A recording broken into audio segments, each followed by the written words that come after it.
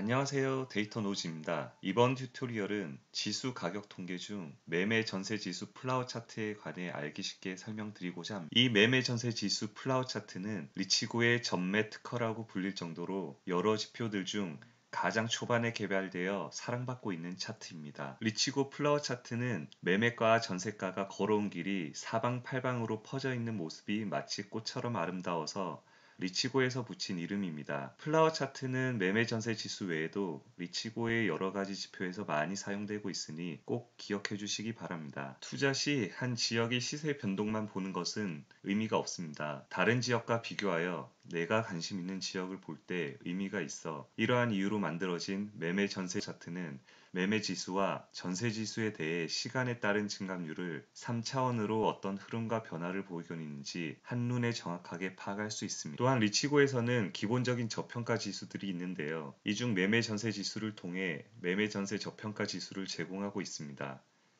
주식에서 PER, PBR 평가 지표가 있으나 부동산은 공식적으로 KB부동산 등에서 사용되는 PIR을 제외하고는 저평가 지수가 없습니다.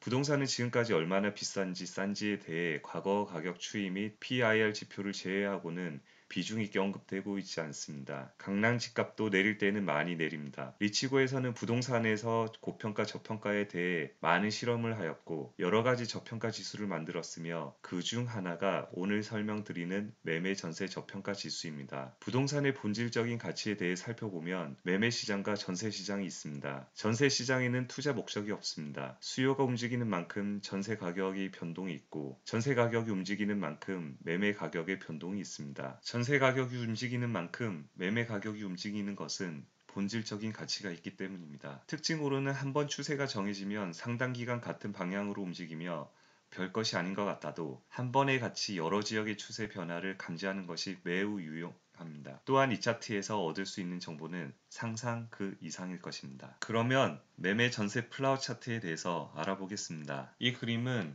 리치고 화면에 있는 메뉴들이며 그중 일부입니다. 지수 가격 통계에 여러 가지 매매 전세 지수 플라워 차트가 있습니다. 내용은 조금씩 다르지만 플라워 차트 및 저평가 지수를 해석하는 방법은 모두 동일하오니 참고해 주시고 또한 이 부분과 이 부분의 플라워 차트는 같은 차트입니다. 다만 카테고리가 틀려서 동일하게 넣어뒀으니 참고해 주시기 바랍니다.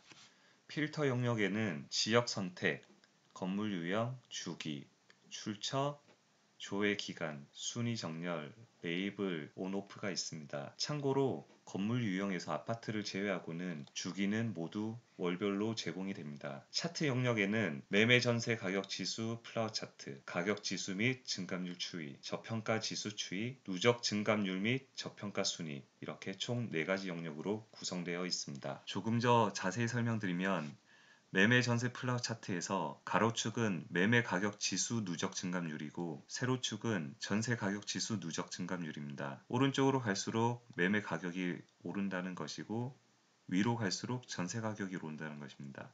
그러면 대각선 방향으로 가는 것은 매매 가격과 전세 가격의 증감률이 일정하게 가고 있다는 얘기입니다. 결국 오른쪽은 전세 대비해서 매매 가격 오름세가 더 크다라는 것이고 이쪽 왼쪽 부분은 매매 가격에 비해서 전세 가격이 더 많이 올랐다는 얘기입니다.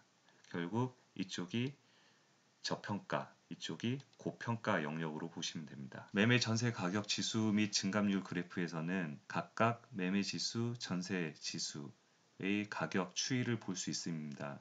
또한 이 막대 그래프는 증감률을 나타내는 것입니다. 이때 증감률이 높았다가 그 다음에 하락률이 높았다가 다시 턴에서 증감률이 높아지는 이렇게 해석하시면 됩니다. 그리고 매매 전세 저평가 지수 추이입니다. 저평가 지수가 오르냐 내리냐를 볼 수 있으며 위로 올라갈수록 저평가 지수가 높다라고 보시면 됩니다. 그리고 매매 가격 지수 누적 증감률 순위하고 저평가 지수 순위입니다. 2000년부터 2020년까지 매매 가격 지수 증감률이 가장 높았던 지역은 부산이었으며 가장 낮은 지역은 경기도입니다. 반대로 전세는 서울이 가장 높았으며 세종이 가장 낮습니다.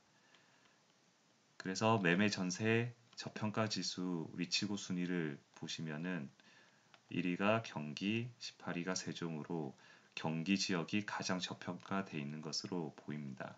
하지만 이거는 기간에 따라 다르기 때문에 추후 보시는 방법을 다시 설명드리도록 하겠습니다. 그러면 여러분들께서 이 차트를 이용해서 부동산 투자에 어떻게 활용되는지 궁금하시죠? 본격적으로 자세히 알려드리도록 하겠습니다. 이 그림은 주식시장 사이클 차트에서 가격이 오르고 내릴 때 투자자들의 심리를 표현한 것입니다. 주식시장에서의 투자도 흔히 바닥인 저평가에 사서 천장인 고평가에 팔아야 수익을 극대화할 수 있겠지요. 이럴 때 사람들의 심리는 처음에 오를 때 낙관, 흥분, 열광, 그 다음에 가장 많이 올랐을 때 희열을 느끼다가 다시 가격이 떨어지면 근심, 부정, 두려움, 자포자기까지 이르게 됩니다. 거기서 더 떨어지게 되면은 공포를 느끼고 거의 포기하게 됩니다. 이때 가장 저평가된 이번의 영역에서는 더 떨어질 수도 있고 아니면 반등할 수도 있습니다. 만약 반등을 하였을 때는 우울한 상태에서 희망, 안도, 낙관으로 이어지게 되며 이와 같이 계속 사이클을 돌게 됩니다. 아마 여러분도 이런 경험을 해보셨을 거라 생각이 드네요. 신이 아닌 이상 바닥에 사서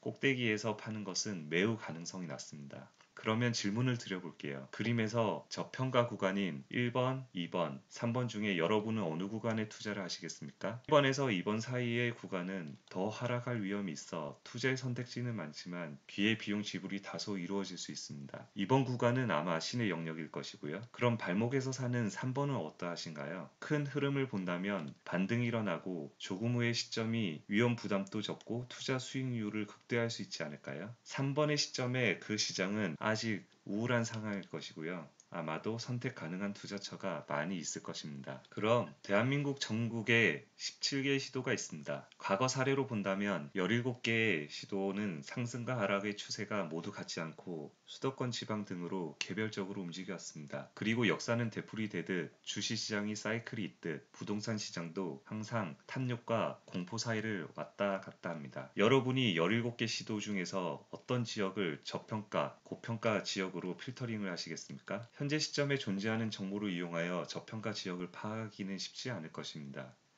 만약 더 깊게 들어가서 시군구, 읍면동 단위에서는 더욱더 그러할 것입니다. 앞서 가장 저평가에 사서 고평가에 사는 것이 투자의 원칙이라고 말씀드렸습니다. 그리고 집을 사시는 분이 있다라면 반대로 집을 팔고 싶으신 분도 있으실 겁니다. 집을 팔고 싶으신 분의 투자하신 지역이 만약에 고평가 안에 들어갔다라면은 그 고평가의 시점을 보시고 집을 파시면은 아마 좋은 수익률을 기대할 수도 있을 것입니다. 자, 가장 첫 단계가 실수요인 전세 시장과 투자 목적인 매매 시장에서 가장 저평가된 지역을 선정한다면 훨씬 투자 지역 선정이 한결 수월해질 것입니다. 물론 고평가된 지역이 더 올라갈 수도 있겠죠. 하지만 확률적으로 고평가된 지역과 저평가된 지역 중 더 오를 수 있는 가능성은 어디가 높을까요? 이렇게 고평가된 지역과 저평가된 지역을 리치고 매매 전세 저평가 지수를 통해 쉽게 필터링을 할 수 있습니다. 하지만 이런 후보들이 모두 투자가 적합한 지역은 아닙니다. 저평가된 지역이 바닥일 수도 있고 지하일 수도 있겠지요. 리치고에는 여러 가지 중요한 데이터가 많이 제공되고 있습니다. 그 정보로 같이 분석하면서 지역을 점진적으로 좁혀 나가시면 분명 모래 속 진주알과 같은 바닥을 찍고 반등하는 한두 개 시도 시군구 지역을 선정하실 수 있을 것입니다. 분명히 매매 전세 저평가 지수는 가장 투자 수익률을 극대화시킬 수 있는 후보지를 선택하시는 용도로 사용하신다고 이해하시면 좋을 것 같습니다. 바로 이어 이 편에서는 리치고 서비스를 이용하시는 고객분들이 자주 하시는 질문에 대해 살펴보며 실제 어떻게 활용을 하는지에 대해 사용해보는 시간을 갖도록 하겠습니다. 감사합니다.